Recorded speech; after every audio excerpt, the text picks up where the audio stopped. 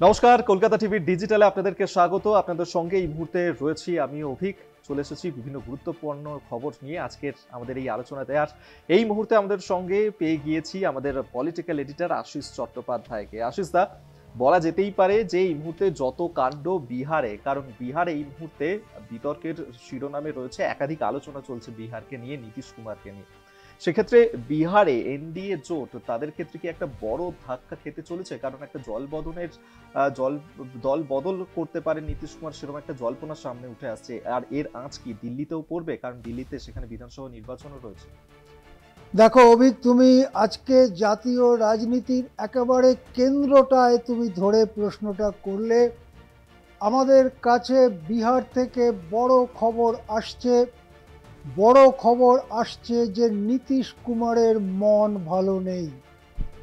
নীতিশ কুমার অঙ্ক কষে দেখছেন বিজেপির সঙ্গে থেকে আগামী বিধানসভার ভোটে যদি তিনি যান তাহলে তার আমও যেতে পারে, ছালাও যেতে পারে।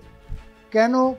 আমি সেই কথাটাই সংক্ষেপে আপনাদের কাছে, কলকাতা টিভি ডিজিটালের দর্শকদের কাছে জানাতে চাই। নীতিশ কুমার মাত্র কিছুদিন আগে হয়ে যাওয়া মহারাষ্ট্র ভোটের দিকে কিন্তু গভীর দৃষ্টি নিয়ে তাকিয়েছিলেন। তিনি কি দেখলেন?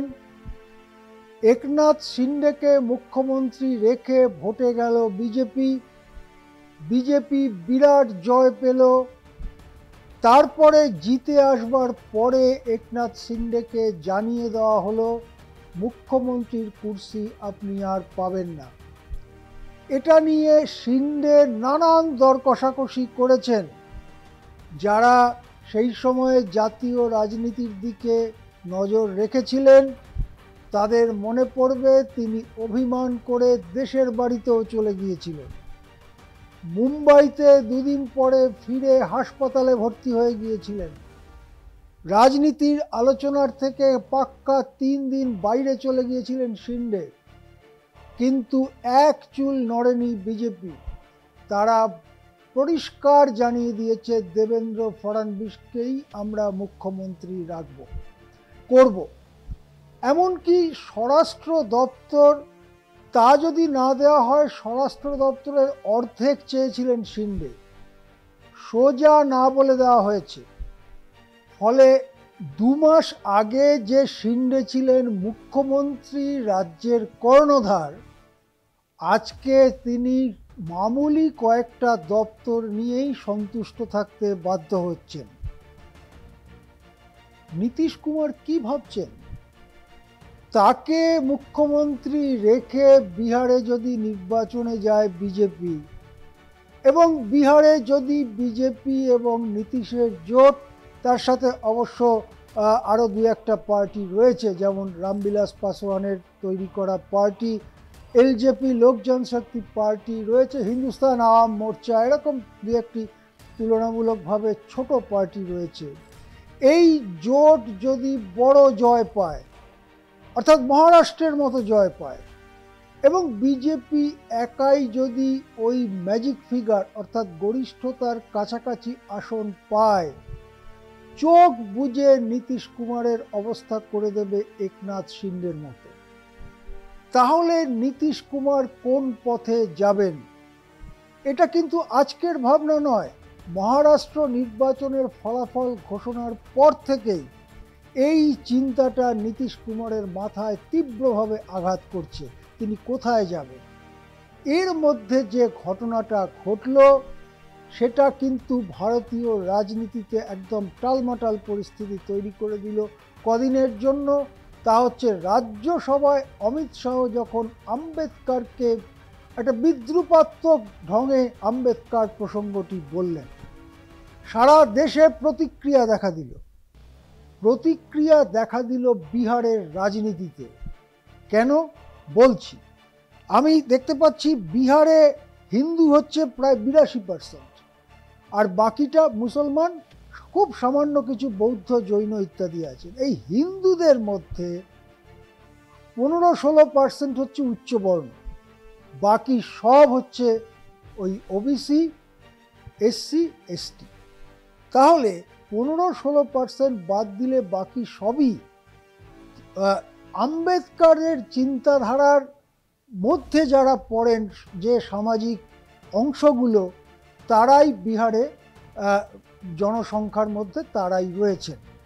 সুতরাং আম্বেদকর ইস্যুতে যদি দলিতরা, ওবিসিরা, SC, scheduled caste, scheduled tribe, তারা যদি ছেড়ে চলে যান নীতিশকে এবং তারা যদি আরজেডির দিকে যাওয়া শুরু করেন, তাহলে নীতিশ কুমারের ঝোলা হয়তো শূন্য হয়ে যাবে। বিজেপির ঝোলা, তার যে নিজস্ব ভোট ব্যাংক, তা দিয়ে কিছু থাকতে পারে, নীতিশ কুমার হয়ে যেতে পারে একেবারে ছোট।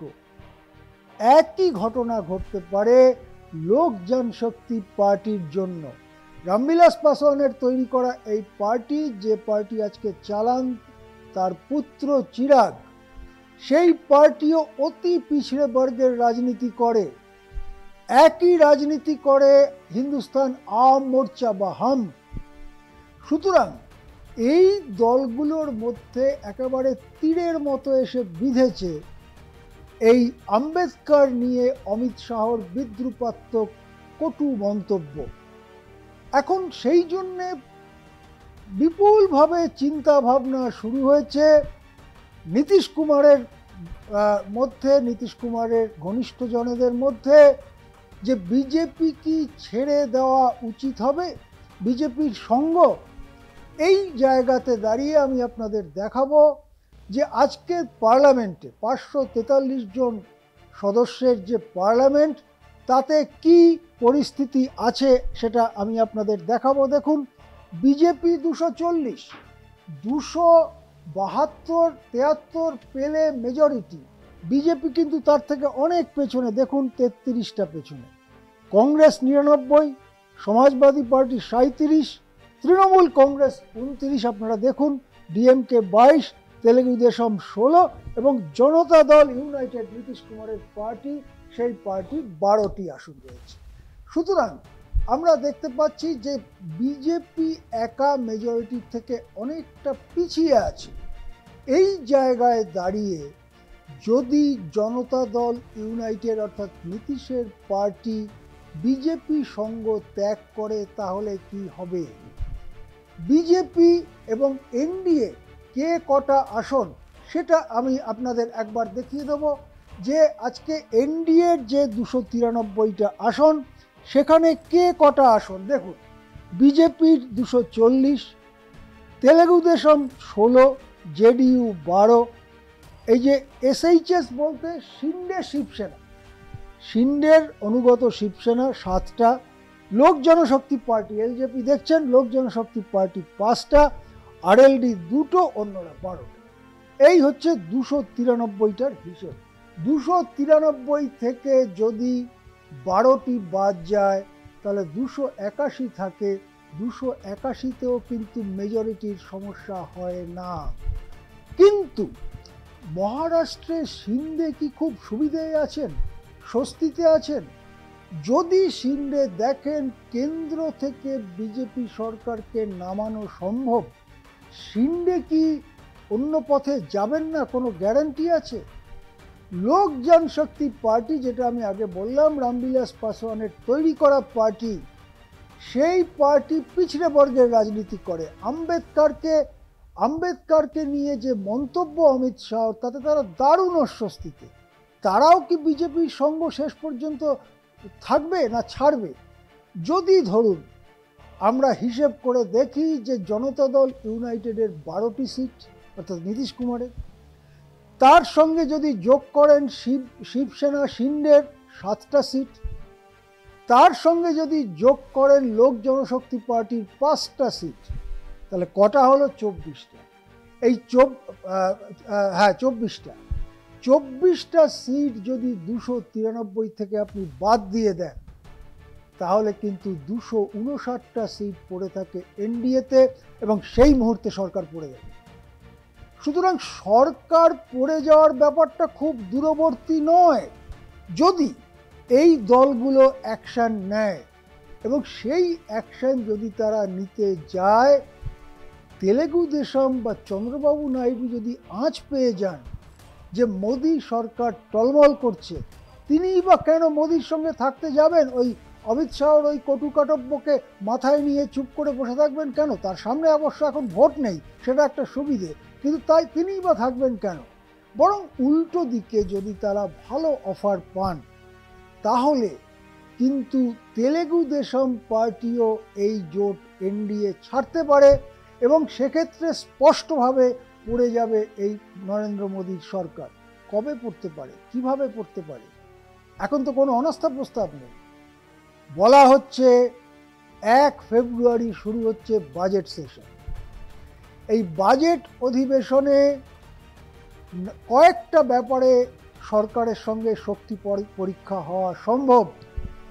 সেই শক্তি পরীক্ষায় যদি দেখা যায় এনডিএ 293 জন সাংসদের তারা সংসদে হাজির থাকলেন, কিন্তু এনডিএর পক্ষে ভোট পড়ল 270-এর কম, 272-এর কম, তাহলেই লোকের সামনে স্পষ্ট হয়ে যাবে যে এনডিএ সরকারের গরিষ্ঠতা নেই। তাছাড়া যদি কোনো ফিনান্স বিল আসে সংসদে, ফিনান্স বিলে সরকারকে জিততেই হবে, এটা হচ্ছে আমাদের সাংবিধানিক নিয়ম। ফিনান্স বিলে যদি সরকার হেরে যায়, সরকার পড়ে যাবে। সুতরাং বাজেট অধিবেশনের আগে যদি এই ধরনের একটা পদক্ষেপ নীতিশ কুমার করেন, তার সঙ্গে যদি সঙ্গত করেন শিন্ডে এবং চিরাগ পাসওয়ান, তাহলে নরেন্দ্র মোদী সরকারের শিবিরে কিন্তু থরহরি কম্পমান পরিস্থিতি তৈরি হতে চলেছে। সুতরাং বিহারের দিকে সকলেই তাকিয়ে আছে। নীতিশ কুমার অসন্তুষ্ট, নীতিশ কুমার দুঃখী। আরও একটি কারণ আছে নীতিশ কুমারের কেঁপে যাওয়া। আমি দর্শকদের 1 মিনিটে মনে করিয়ে দেবো, একটা পার্টি ছিল শিবসেনা, নেতা উদ্ধব ঠাকরে, মুখ্যমন্ত্রী ছিল, একজনকে ধরলেন একনাথ শিন্ডেকে, কে ধরল? বিজেপি, অমিত শাহেরা, এবং সে প্রায় সব এমএলএ ভাঙিয়ে নিয়ে চলে গেল, তাকে মুখ্যমন্ত্রী করে দেওয়া হলো, এবং তারপরে মুখ্যমন্ত্রিত্ব রেখে ভোট করিয়ে তাকে আউট করে দেওয়া হলো। আজকে নীতিশ কুমারের পার্টির মধ্যে কি সেরম লোক নেই? অনেকেই বলছেন আছে। যেমন লালন ঝা, যেমন লালন সিং, সঞ্জয় ঝা, যেমন অশোক চৌধুরী, যেমন বিজয় চৌধুরী। আমি বলতে চাইছি বিশেষ করে লালন সিং, সঞ্জয় ঝার কথা। তারা কার কথা শুনে চলছেন? নীতিশ কিন্তু তাদের ব্যাপারটা লক্ষ্য করছেন। যদি ওই মহারাষ্ট্রে শিবসেনাকে যেভাবে ভাঙা হয়েছিল, মহারাষ্ট্রে এনসিপিকে যেভাবে ভাঙা হয়েছিল অজিত পাওয়ারকে ভাঙিয়ে নিয়ে গিয়ে, সেই খেলা এখানেও খেলা হয়, তাহলে নীতিশ কুমার তো ভোটের আগেই দুর্বল হয়ে যাবেন। সেই জন্যে নীতিশ কুমার ভেবে চিনতে একটা পদক্ষেপ নেবেন, এরকমই সূত্র মারফত খবর আসছে তেজস্বী যাদবের সঙ্গে তিনি যোগাযোগ রাখছেন, কথাবার্তা বলছেন, এবং খবর আসছে লালু প্রসাদও নাকি এরকম ইঙ্গিত দিয়ে রেখেছেন, সাম্প্রদায়িক বিজেপিকে ছেড়ে নীতিশ যদি ফেরত আসেন আরজেডি এবং কংগ্রেসের সঙ্গে, তাহলে নীতিশের যা চাহিদা তা পূরণ করা হবে। সেক্ষেত্রে শুধু বিহারের রাজনীতি নয়, কাঁপতে থাকবে জাতীয় রাজনীতি। একেবারেই, অর্থাৎ আপনি যেমনটা বলছিলেন যে জাতীয় রাজনীতিতে একটা বড় চমক এক্ষেত্রে আগামী দিনে আমরা পেতে পারি, তার অপেক্ষা অবশ্যই করতে পারি। এক্ষেত্রে অনেকটাই কিছু ডিপেন্ড করছে যে নীতিশ কুমার এই মুহূর্তে কোন সিদ্ধান্তটা নেন। আপাতত ধন্যবাদ আপনাকে, এতক্ষণ আমাদের সঙ্গে ছিলেন পলিটিক্যাল এডিটর আশিস চট্টোপাধ্যায়। আপনারা দেখতে থাকুন কলকাতা টিভির ডিজিটাল। ধন্যবাদ।